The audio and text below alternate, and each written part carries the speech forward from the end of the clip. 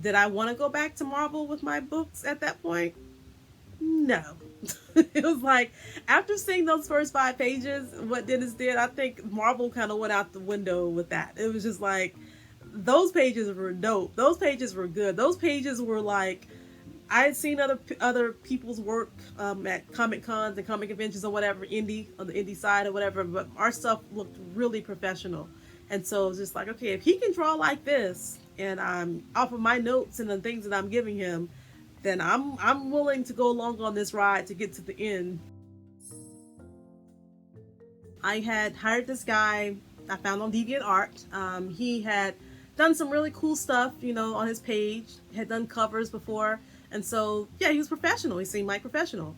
So I hired him to do the cover of Rayven Choi. I told him what I wanted. It didn't. I told you I don't really draw that much, but I know how to put things together in order to communicate what I want from people. So I put together this image of what I thought Rayven Choi should look like, with the snow and the train behind her and just like all the symbolic things that I thought were happening in the story. So I gave him all of that. He came back to me with the cover that he thought was what I wanted. And I was just like, yeah, her face, it doesn't look like a black woman. Her nose needs to be bigger, her lips needs to be more full. She kind of looks like Jessica Alba.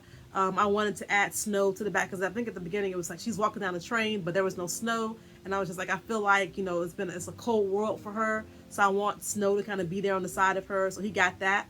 But then when it came to her face, he wrote me back. I think I still have this email. He wrote me back and he said that I'm trying to keep her beautiful. It was just like, how dare you come to me when I'm telling you that I need my character to look more like me, a black woman, and tell me that you're trying to keep her beautiful.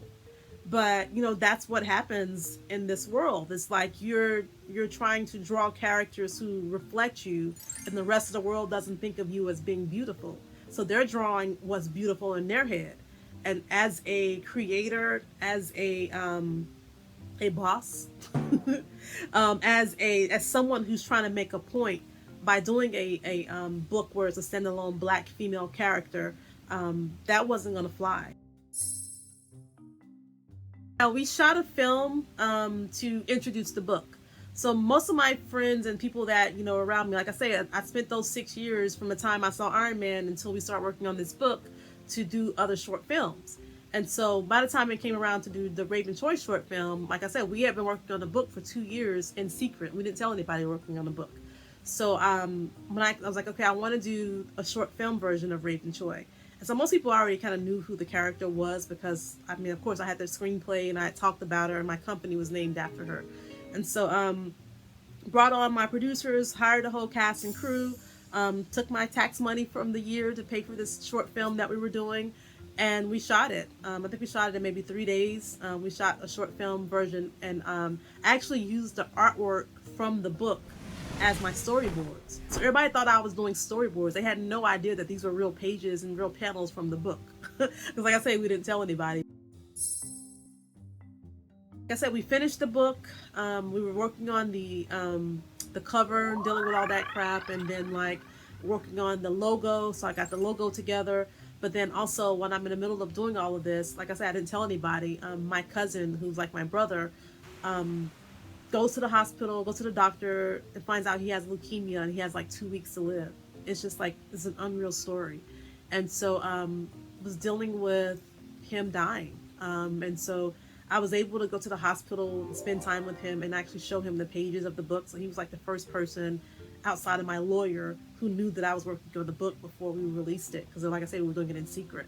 And so I was really happy I got a chance to show him the pages and get his feedback on it. Like, he thought the face expressions were really dope. He was just very excited about what I was doing. I kept it a secret because I feel like people mean well, but sometimes when you tell them you're working on stuff, they may have things to say that are shady. Not necessarily like they're trying to be that way, but like in my mind, I envision me telling someone, yeah, I'm working on this Rayven Choi, my first comic book or whatever, and they're going to be like, do you know how to do a comic book? And no one wants to hear that. Like I'm saying, I'm working on my first comic book and figuring out how to do this. I don't need anyone doubting me. Or maybe you say something to somebody like, "Oh, I'm working on a comic book with a black woman," and they may say like, "Who's going to read that?"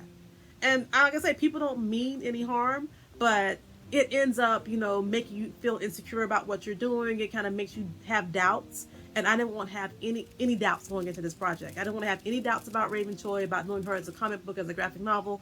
I didn't want to have any of that, so I kept it to myself. Next week on the Shero Universe miniseries. So the Beyonce drop happened at the wrap party for the film.